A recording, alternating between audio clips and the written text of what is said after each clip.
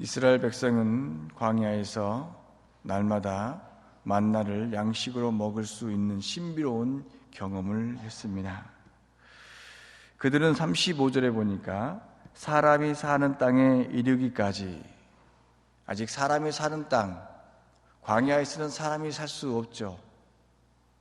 여기서 사람을 두 가지로 이야기할 수 있을 것입니다.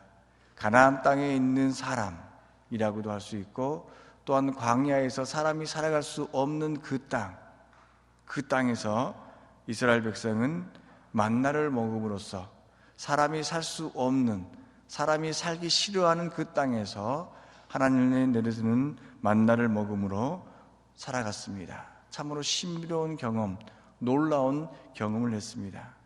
어쩌면 40일이면 지나갈 수 있는 그 땅을 40년 동안 지나면서 그곳에서 살아야 했습니다. 하늘에 만나는 많이 거둔 사람도 적게 거둔 사람도 모두 다 부족함을 경험하지 않았습니다. 더욱 신비로운 것은 내일을 위해 남겨두거나 숨겨둔 만나는 더 이상 먹을 수 없게 되었다는 사실입니다.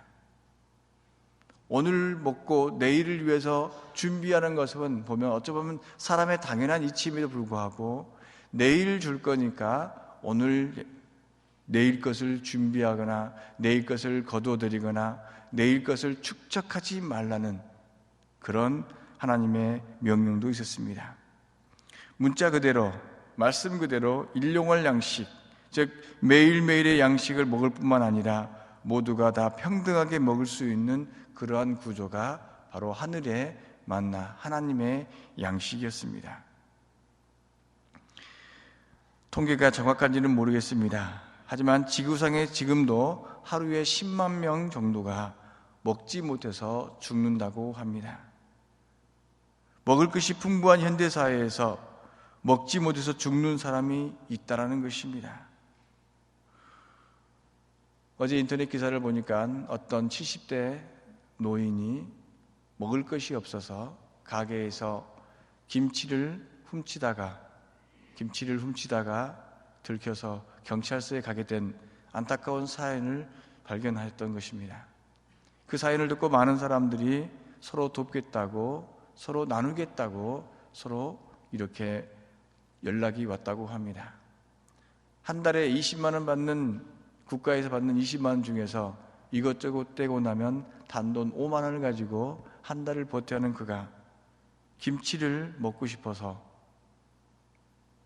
그것을 가져갔다는 것입니다.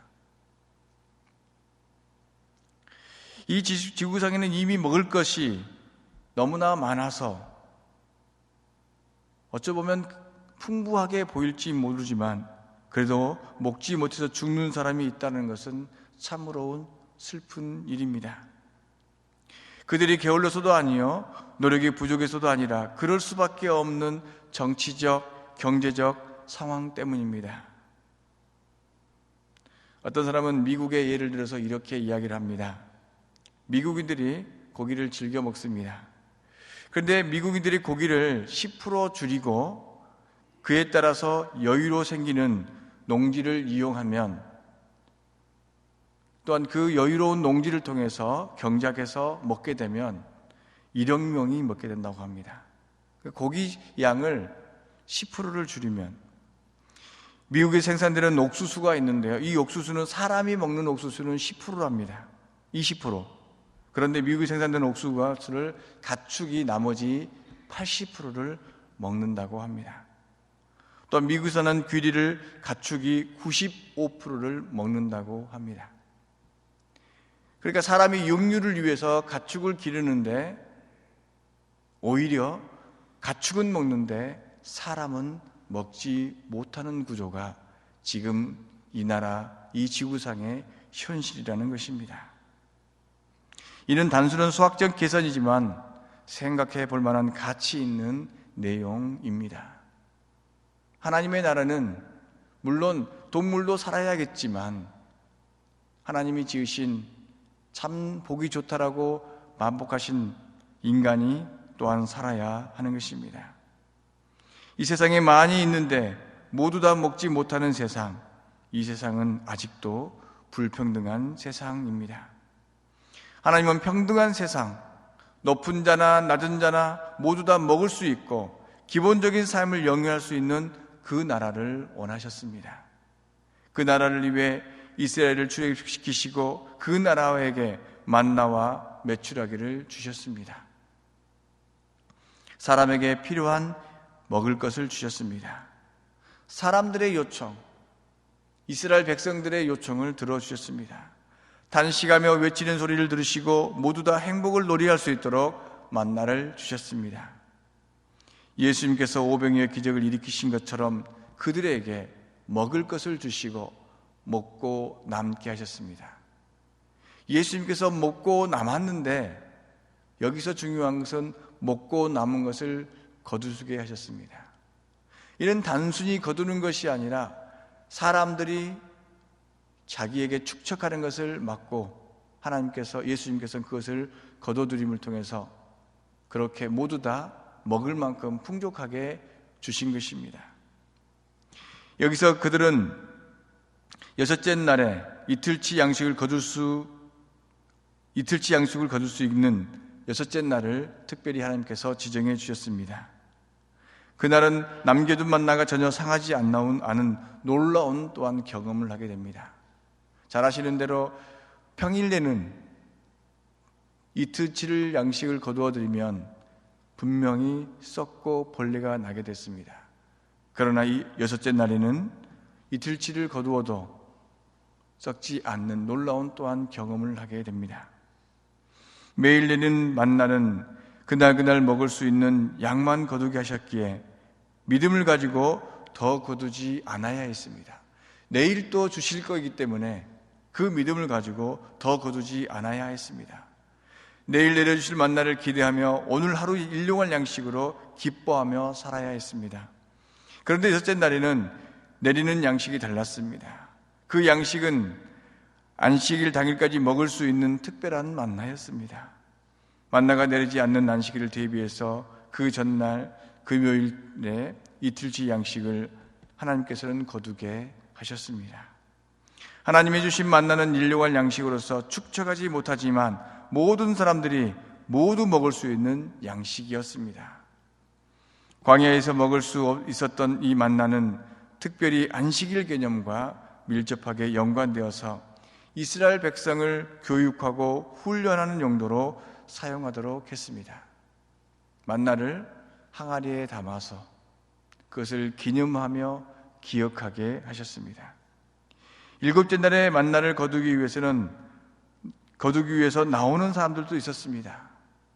그러나 그들은 얻지 못하는 경험을 통해서 안식일 개념을 확고하게 분명하게 심어 주었습니다.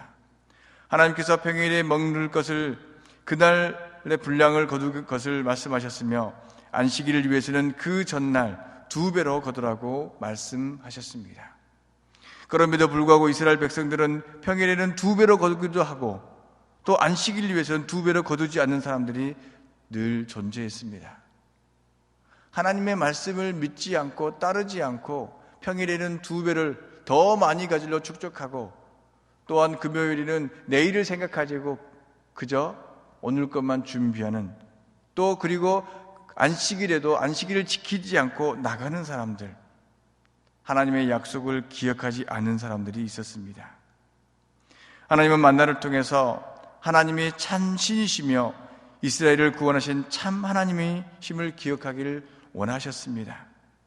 하나님은 이스라엘 백성을 광야에서 40년 동안 만나를 먹으면서 그것을 기념하기 위해서 간직하게 하셨습니다. 이 만나를 먹으면서 만나를 기억하게 하셨습니다. 광야에서 만나를 먹은 경험은 이스라엘 백성의 삶에 엄청난 영향을 주었습니다.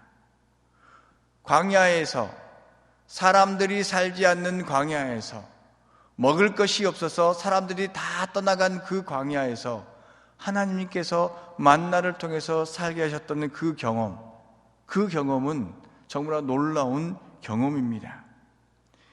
애굽에서의 억압과 속박에서 행함했던 그 경험은 만나에서 먹을 것을 계속 광야에서 만나를 계속해서 먹음을 통해서 하나님께서 보호하고 인도할 것이라는 확신, 확신을 갖게 되는 것입니다. 여기서 또 하나님께서는 후손을 위해서 만나를 보관하라 말씀하십니다. 광야에서 그 경험한 것이 그 세대에서 끝나는 것이 아니라 그 후손으로 이어지기를 원하셨습니다. 하나님께서 베푸신 사랑과 은혜를 직접 경험한 사람뿐만 아니라 그 자손들이 그 사실을 알기 원하셨습니다. 하나님은 만나와 안식일과 만나를 통해서 훈련하셨습니다. 40년 동안의 훈련과 교육은 하나님에 대한 깊은 신앙을 갖도록 이렇게 만들어졌으며 또한 전달되었으며 하나님의 백성으로 살아갈 수 있는 근거를 마련했습니다. 하나님의 백성이면 오늘 일용할 양식을 줄 것을 기억하며 오늘 것을 오늘만 거두어 드리고 내일 것은 내일 또 기도하며 또한 안식일은 하나님의 날로서 안식일을 위해서 미리 준비하는 하나님의 백성의 삶을 통해서 40년 동안 그렇게 계속 훈련되었습니다. 이 또한 이 교훈이 그들 당대에서 끝나는 것이 아니라 자녀들에게 전달되도록 그것을 항아리에 담아서 그것을 지성소 안에 보관함을 통해서 그 후손들에게 전달되도록 하였던 것입니다. 그래서 그들은 그토록 안식일을 중요하게 여겼으며 그것 때문에 만나와 안식일 그 두 가지의 여건 때문에 하나님을 섬겼던, 하나님을 붙잡고 나갔던 믿음의 기초가 되었던 것입니다. 우리는 사순절을 지내고 있습니다. 사순절 기간은 하나님께 향한 신앙이 깊어지도록 훈련하고 교육받는 기간입니다. 또한 내일은 주일입니다. 우리가 매일 모이는 것은 아니지만 매 주일 한 번에 주일에 한 번 주일에 주님의 날에 모여서 하나님께 예배하는 것은 함께 모여서 교회를 이루고 그 교회를 이룸을 통해서 하나님의 나라의 공동체를 이루면서 서로 사랑을 나누고 하나님께 영광을 돌리며 그것을 매일매일 훈련을 통해서 함께 하는 것입니다.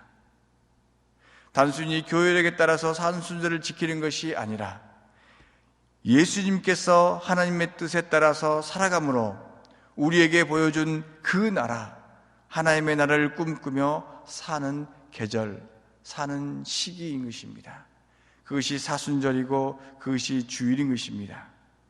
그러므로 사순절을 지키며 우리의 변화된 모습을 통해서 우리 자녀들에게, 이웃에게 비춰져서 하나님의 은혜와 사랑이 전달되기를 우리는 날마다 기도하며 그렇게 살아야 할 것입니다. 사랑하는 성도 여러분, 사순절을 지킵니다. 내일 주일을 지킵니다. 이는 단순히 형식적인 지킴이 아니라 그것을 지킴을 통해서 하나님의 나라를 경험하고 그 경험을 통해서 우리 후손들에게 믿음을 전달하는 공동체를 이루는 것입니다. 이스라엘 백성은 철저히 만나 공동체, 하나님의 나라의 공동체로 살았던 것처럼 우리 또한 하나님 나라의 공동체로서 살아감을 통해서 우리의 자녀들에게, 믿음의 후손들에게 그 사랑과 그 은혜를, 하나님의 능력을 전해야 할 것입니다. 오늘의 기도를 드리겠습니다.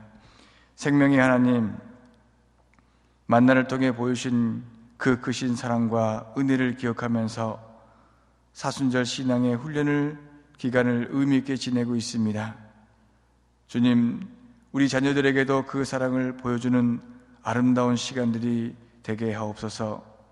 우리의 착한 행실로, 우리의 삶으로, 우리의 입으로, 우리의 말로 우리의 자녀들에게, 믿음의 후손들에게 하나님의 능력을, 하나님의 은혜를, 하나님의 권능을 전하게 하여 주시옵소서.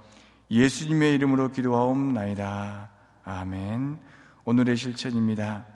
내일 예배드리는 주일을 준비하면서 나에게 베풀으신 은혜와 사랑을 기억하며 마음속에 새겨봄으로, 또한 자녀들에게 어떻게 신앙 안에서 자랐으면 좋은지를 함께 기도하며 하나님의 사랑을 우리의 삶으로 우리의 자녀들에게, 우리의 믿음의 후손들에게 전달하는 저와 여러분 되기를 이 시간 함께 기도해 봅니다.